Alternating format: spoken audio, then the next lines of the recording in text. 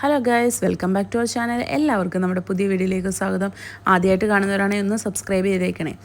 അപ്പോൾ നമ്മളിന്ന് ഗുരുവായൂർ പോകാം കേട്ടോ. ഹരിപ്പാടു നിന്ന് നമ്മൾ തിരുവനന്തപുരത്തു നിന്ന് വരുന്ന ഗുരുവായൂർ ഇൻ്റർസിറ്റി എക്സ്പ്രസ്സോ അങ്ങനെ എന്തോ ഒരു ട്രെയിൻ, എനിക്ക് കറക്റ്റ് പേരറിയത്തില്ല ഗൈസ്.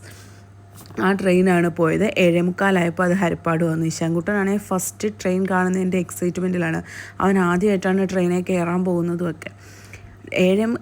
അതിന് മുമ്പ് 2 ട്രെയിൻ വന്നായിരുന്നു നമ്മൾ പോകുന്നതിന് മുമ്പ്. അത് കഴിഞ്ഞിട്ടാണ് നമ്മുടെ ട്രെയിൻ എത്തിയത് കേട്ടോ. അപ്പോൾ അവനാണെങ്കിൽ നല്ല എക്സൈറ്റ്മെൻറ്റില്ല. അവനാണെങ്കിൽ എങ്ങനെയെങ്കിലും അതിൽ കയറണം എന്തായിരിക്കും അതിൻ്റെ അകത്തുനിന്നുള്ള ആ ഒരു വെപ്രാളത്തിലാണ് കുഞ്ഞ്. പിന്നെ ഞങ്ങൾ അവിടെ നിന്ന് കുറച്ച് ഫോട്ടോസൊക്കെ എടുത്തു. അത് കഴിഞ്ഞ് 7:45 ആയപ്പോഴത്തേക്ക് ട്രെയിൻ വന്നു. ട്രെയിനകത്ത് കയറി കഴിഞ്ഞപ്പോൾ ഇശാൻകുട്ടൻ ആദ്യമൊക്കെ ഭയങ്കര സന്തോഷമായിരുന്നു. അച്ഛനും മണ്ടയ്ക്ക് കയറിയിരിക്കുന്നു. കുറച്ച് കഴിഞ്ഞപ്പോൾ അവൻ അലമ്പെടുക്കാൻ തുടങ്ങി ഗൈസ്. ഇത് പിന്നെ നമ്മൾ രാവിലെ എഴുന്നേറ്റുള്ള കാഴ്ചകളാണ് കേട്ടോ. അതിൻ്റെ ഇടയ്ക്കുള്ള വീഡിയോസ് ഒന്നും എടുക്കാൻ പറ്റിയില്ല. ട്രെയിൻ ഇറങ്ങുന്നതും 12 മണിയായപ്പോഴാണ് നമ്മൾ സ്റ്റേഷനിലെത്തിയത്. 12 മണി കഴിഞ്ഞു. ഇത് രാവിലെ എഴുന്നേറ്റ് ഞങ്ങൾ അമ്പലത്തിൽ പോകാൻ റെഡിയാകും കേട്ടോ. ഈ ഹോട്ടലിനെ കുറിച്ച് പറയാനാണെങ്കിൽ സൂപ്പർ ഹോട്ടലാണ് ഗൈസ്. അതിനെക്കുറിച്ച് ഞാൻ പറയാമേ. ഇത് നമ്മുടെ മമ്മിയൂർ അമ്പലത്തിൻ്റെ തൊട്ടടുത്തുള്ള ഹോട്ടലാണ് കേട്ടോ ഇത്. നമുക്ക് അമ്പലത്തിലോട്ട് പോകാനായിട്ട് ഒരു ശകലം അങ്ങോട്ട് പോയാൽ മതി. പിന്നെ അവിടുന്ന് 40 രൂപ കൊടുക്കണം നമുക്ക് ഗുരുവായൂർ എത്താൻ, കിഴക്കേ നടയിലെത്താൻ. അങ്ങനെ ഞങ്ങൾ അവിടുന്ന് 40 രൂപ ഓട്ടോക്കൂലിയൊക്കെ കൊടുത്ത് ഓട്ടോയിൽ ഗുരുവായൂർ അമ്പലത്തിലെത്തി.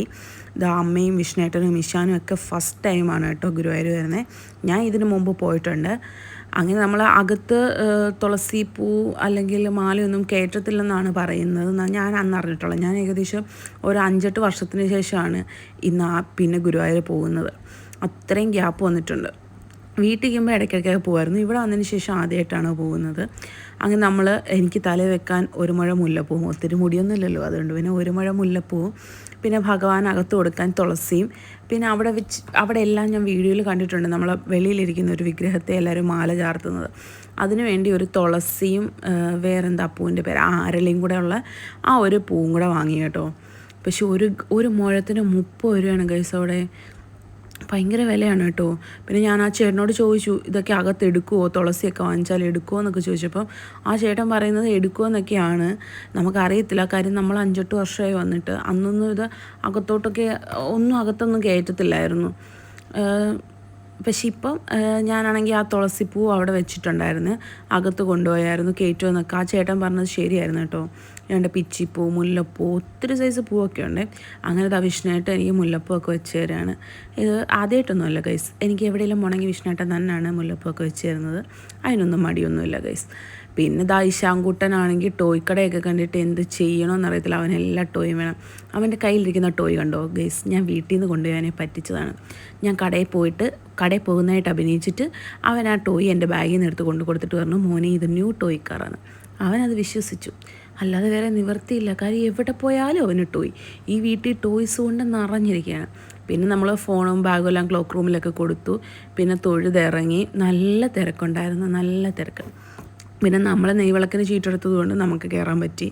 അത് കഴിഞ്ഞ് ഞങ്ങൾ കുറേ ഫോട്ടോസൊക്കെ എടുത്തു. അവിടെയൊക്കെ നടന്നു. കണ്ടോ എന്തൊരു ക്യൂ ആ. പിന്നെ അവിടെ കുറേ ആൻറ്റിമാരിരുന്ന് നാമം ജപിക്കുന്നൊക്കെ ഉണ്ടായിരുന്നു. ഇന്ന് പുതിയ മേൽശാന്തി ചാർജ് എടുക്കുന്ന ദിവസമായിരുന്നു. ഈ വിഗ്രഹത്തെ ചാർത്താനായിരുന്നു ഞാൻ അന്നേരം പൂ വാങ്ങിയത്. പക്ഷെ ഞാൻ അങ്ങോട്ട് പോയപ്പോൾ ഇവിടെ ഒന്നും ചാർത്തിയിട്ടുമില്ല, അവിടെ ആരും വെച്ചിട്ടുമില്ലായിരുന്നു. പിന്നെ എനിക്കൊരു പേടി, ഞാൻ ചാർത്തി ആരെങ്കിലും വല്ലതും പറയുമെന്ന്. അതുകൊണ്ട് ഗൈസ് ഞാൻ ആ മാല അവിടെ വെച്ചിട്ട് പോയി. ഇത് നമ്മുടെ ഒരിടയ്ക്ക് വീഡിയോയ്ക്കകത്തൊക്കെ വന്നായിരുന്നു ഈ കൂവള ഒടിഞ്ഞു വീഴുന്നതൊക്കെ ആയിട്ട്. ആ കൂവളത്തിൻ്റെ ഫോട്ടോയൊക്കെ എടുത്തു. പിന്നെ ഇശാൻകുട്ടൻ അവിടെ ഇട്ട് കാറൊക്കെ ഓടിക്കുകയാണ്. അവന് ഒത്തിരി സ്ഥലമൊക്കെ ഉള്ളതുകൊണ്ട് അവന് ഭയങ്കര സന്തോഷമായിരുന്നു അവിടെയൊക്കെ കണ്ടപ്പോഴത്തേക്ക്. അമ്മയെ കൊണ്ടുവന്ന് ഇടിക്കുക. അവിടുന്ന് പിന്നെ ഞങ്ങൾ തിരിച്ച് പടിഞ്ഞാറേ നട വഴി ഇറങ്ങി. കിഴക്കേ നടയിൽ കൂടെ പോയി പടിഞ്ഞാറേ നടയിൽ കൂടെ തിരിച്ചു വന്നു. അതേ മയിൽപ്പീലിയൊക്കെ കണ്ടു. അത് കഴിഞ്ഞ് നമ്മൾ തിരിച്ച് അവിടുന്ന് ഹോട്ടലിലേക്ക് ഓട്ടോയിൽ പോവുകയാണേ. ഇശാൻകുട്ടൻ വീഴാതിരിക്കാൻ വേണ്ടി പേടിച്ചിട്ട് കാലൊക്കെ വെച്ചേക്കുന്നതാണ്. ഇതിൻ്റെ ഒറിജിനൽ ഓടി ഇടണമെന്ന് എനിക്ക് ആഗ്രഹമുണ്ട്. പക്ഷേ ഓട്ടോയുടെയും വണ്ടിയുടെയൊക്കെ സൗണ്ട് കൊണ്ടാണ് ഗൈസ് ഞാൻ ഇടാത്തത്. ഇതിനകത്ത് കുറേ കാര്യങ്ങളൊക്കെ പറയുന്നുണ്ട്. അവന് അവന് താഴോട്ട് പോകുമെന്ന്. അതിനവനത് കാല് 2 ചവിട്ടി പിടിച്ച് കൈ വെച്ചിങ്ങനെ മുറുക്കി പിടിച്ചേക്കുക. അന്നേരം ഞാൻ ചോദിച്ചപ്പോൾ പറയുന്നത് വീഴുമെന്നാണ് എന്നോട് പറഞ്ഞത്. പിന്നെ നമ്മൾ തിരിച്ച് റൂമിൽ വന്ന് ഇശാൻകുട്ടൻ ഞാൻ കാറ് കൊടുത്ത് പറ്റിച്ചെങ്കിലും അവൻ വേറെ ഫ്രൂട്ട്സ് കളിപ്പാട്ടം വാങ്ങി. അവൻ എവിടെ ചെന്നാലും ഒരെണ്ണം വാങ്ങണം. അത് അവൻ ഇതുവരെ ഇല്ലാത്ത സാധനം അവൻ വാങ്ങത്തുള്ളൂ. കളിച്ചുകൊണ്ട് നിന്നപ്പോഴാണ് കുട്ടിക്ക് ചൂച്ചു വെക്കണമെന്ന് തോന്നുന്നത്.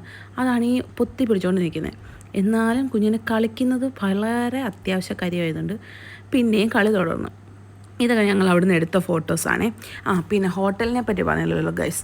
ഞങ്ങൾ മമ്മിയൂർ ദേവസ്വത്തിൻ്റെ ഹോട്ടലിലാണ് താമസിച്ചത് കേട്ടോ. അവിടെ ഒരു 2 ബെഡ് എ സിക്ക് 1500 രൂപയും എ സി അല്ലാത്ത സിംഗിൾ 2 ബെഡ് റൂമിന് 750 രൂപയുള്ളൂ കേട്ടോ. പിന്നെ 3 ബെഡ് എ സിക്ക് 1700 സംതിങ് രൂപയുള്ളൂ. വളരെ അഫോർഡബിൾ പ്രൈസായിട്ട് എനിക്ക് തോന്നി. ഞങ്ങൾ കുറേ എടുത്ത് വിളിച്ച് ചോദിച്ചു. പിന്നെ ഞങ്ങൾ റെയിൽവേ സ്റ്റേഷനിൽ ഇറങ്ങിയിട്ട് തൊട്ടടുത്തുള്ള പേര് ഞാൻ പറയുന്നില്ല ഗൈസ്, അവിടെ ഞങ്ങൾ ചോദിച്ചപ്പം 2000 എത്രയോ സംതിങ് രൂപ നോൺ എ സി ആയിട്ടുള്ളതിന് ഉണ്ടെന്ന് പറഞ്ഞു. അത്രയും ചാർജ് ആകുമെന്ന് പറഞ്ഞു. പക്ഷേ ഇത് രുദ്രതീർത്ഥം എന്ന് പറഞ്ഞ ഹോട്ടലിലാണ് ഞങ്ങൾ താമസിച്ചത് കേട്ടോ. ശരിക്കും ആരെങ്കിലും പോകുന്നുണ്ടെങ്കിൽ അവർക്ക് ഉപകാരമായിരിക്കും. ഞാൻ അതിൻ്റെ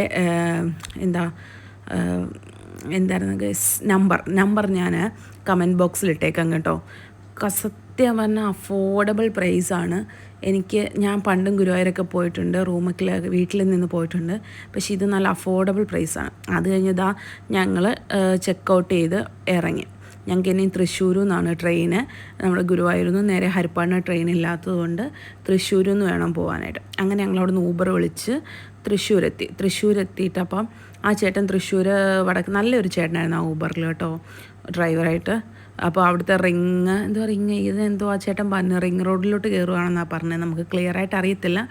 അപ്പോൾ ഇതെന്തോ നെഹ്റു പാർക്കോ അങ്ങനെയുള്ള സ്ഥലമൊക്കെ കേട്ടോ. ഇവിടേക്ക് കയറണമെന്ന് ആഗ്രഹം ഉണ്ടായിരുന്നു. കാര്യം ഞങ്ങൾക്ക് 2:30-ക്കായിരുന്നു ട്രെയിൻ. ഞങ്ങൾ ഏകദേശം 12:45 ആയപ്പോഴത്തേക്ക് തൃശ്ശൂർ എത്തിയായിരുന്നു. പക്ഷേ നമ്മൾ ഇശാൻകുട്ടൻ ചതിച്ചു ഗൈസ്. ഇശാൻകുട്ടനാണെങ്കിൽ വണ്ടിയിലിരുന്ന് നല്ലതായിട്ട് ഉറങ്ങി. പിന്നെ ബാഗും ട്രോളിയൊക്കെ ആയിട്ട് അവിടെ ഇറങ്ങി. പിന്നെ ഭയങ്കര ബുദ്ധിമുട്ടാണ്. പിന്നെ നമ്മൾ വടക്കുന്നാഥൻ അമ്പലത്തിനവിടെ ചെന്നപ്പോഴത്തേക്ക് 1 മണിയൊക്കെ ആയപ്പോൾ 1 മണിയായി. അത് അടച്ചെന്ന് പറഞ്ഞു, അമ്പലം അടച്ചെന്ന് പറഞ്ഞു. പിന്നെ അങ്ങോട്ട് കയറിയിട്ട് കാര്യമില്ല. പിന്നെ അല്ലെങ്കിൽ ഇവിടെയൊക്കെ ഇറങ്ങാം, പാർക്കിലൊക്കെ ഇശാൻകുട്ടനെ കളിപ്പിക്കാം എന്നൊക്കെ വിചാരിച്ചിരിക്കുമായിരുന്നു. പക്ഷേ ഇതാണ് കണ്ടോ നമ്മുടെ വടക്കുന്നാഥൻ്റെ ആ റീലൊക്കെ എടുക്കുന്ന വ്യൂ. ഇത് പിന്നെ നമ്മൾ തിരിച്ച് ട്രെയിൻ വന്നുകൊണ്ടിരുന്നപ്പോൾ നമ്മുടെ കൊച്ചി ഇൻ്റർനാഷണൽ എയർപോർട്ടാട്ടോ. ഞാനിങ്ങനെ അടുത്ത് ഇത്രയും ട്രെയിനിലിരുന്നൊക്കെ കാണുന്നത് ആദ്യമായിട്ടാണ്. കാര്യം ഞാൻ എറണാകുളം കഴിഞ്ഞ് ഇപ്പോൾ ആദ്യമായിട്ടാണ് ട്രെയിനിൽ ഇങ്ങോട്ട് വരുന്നത് ഗുരുവായൂർ പോകുമ്പോൾ. ഇത് നമ്മുടെ ഇൻ്റർനാഷണൽ എയർപോർട്ടാട്ടോ കൊച്ചി. ഫുൾ സോളാറിലാണ് പ്രവർത്തിക്കുന്നതെന്ന് ഇങ്ങനെ പറയുന്നത് കേട്ടായിരുന്നു. അത് ഫുൾ നമുക്ക് അവിടെ കാണാൻ പറ്റും. തിരിച്ച് ഞങ്ങൾ ട്രെയിനിൽ എറണാകുളത്തിൽ വന്നുകൊണ്ടിരിക്കുക ഇശാൻകുട്ടനപ്പോൾ ഓരോ ഫോട്ടോയ്ക്ക് പോസ്റ്റ് ചെയ്യുന്ന ഒക്കെയാണ് നിങ്ങളീ കാണുന്നത്. തിരിച്ചു വന്നപ്പോൾ യാതൊരു പ്രശ്നമില്ലായിരുന്നു. ആ ഫ്രൂട്ട്സിൻ്റെ ആ സാധനം വെച്ചിട്ട് കുറേ നേരം കളിച്ചിരുന്നു കേട്ടോ. നമ്മൾ ഏകദേശം 2:30-2:45 ആയപ്പോൾ ട്രെയിനിൽ കയറി 6:45 ആയപ്പോഴാണ് ഹരിപ്പാട് എത്തിയത്. അത്രയും സമയം അവൻ ഈ ഫ്രൂട്ട്സിൻ്റെ സാധനവും പിന്നെ ഇടയ്ക്കൊക്കെ കാർട്ടൂണും കണ്ട് അങ്ങനെയൊക്കെ ഇവൻ ഇരുന്ന്. പക്ഷെ അങ്ങോട്ട് പോയപ്പോൾ ഇവൻ വൻ അലമ്പായിരുന്നു ഗൈസ്. ഇവൻ ഉറക്കം വരുന്നു, ഇവന് ഒത്തിരി ബഹളമൊക്കെ ആയിരുന്നു. അങ്ങോട്ട് പോയപ്പോൾ ഒത്തിരി ആൾക്കാരുണ്ടായിരുന്നു ട്രെയിനിൽ. നമ്മൾ AC അല്ലായിരുന്നു എടുത്തത് അങ്ങോട്ട് പോയപ്പോൾ. അപ്പോൾ അതുകൊണ്ട് അവന് ചൂടൊക്കെ എടുത്തിട്ട് ആകെപ്പാടെ അവൻ വീട്ടിൽ പോകണമെന്നൊക്കെ പറഞ്ഞ് ഭയങ്കര കരച്ചിലും ബഹളമൊക്കെ ആയിരുന്നു.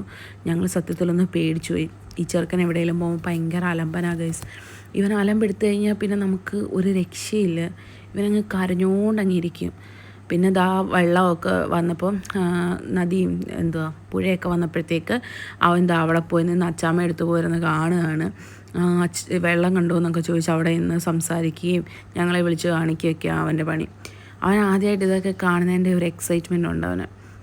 പിന്നെ കൂടുതൽ സമയം അവൻ ആ ഫ്രൂട്ട്സ് വെച്ച് കളിയായിരുന്നു. പിന്നെ ഇടയ്ക്കിടയ്ക്ക് കുഞ്ഞിന് ചൂച്ചു വെക്കണം. അപ്പോൾ ട്രെയിനിൽ കൂടി ഇങ്ങനെ നടക്കാൻ നല്ല രസമാണല്ലോ. അതിന് വേണ്ടി കള്ളച്ചൂച്ചു വെപ്പൊക്കെ ഉണ്ട് കുഞ്ഞിന്. അത് കഴിഞ്ഞിട്ട് അച്ഛൻ കുഞ്ഞിൻ്റെ വീഡിയോ ഒക്കെ എടുത്ത് അങ്ങനെ ഞങ്ങൾ സുഖമായിട്ട് ഇങ്ങനെ എത്തി ഗൈസ്. Tata bye bye.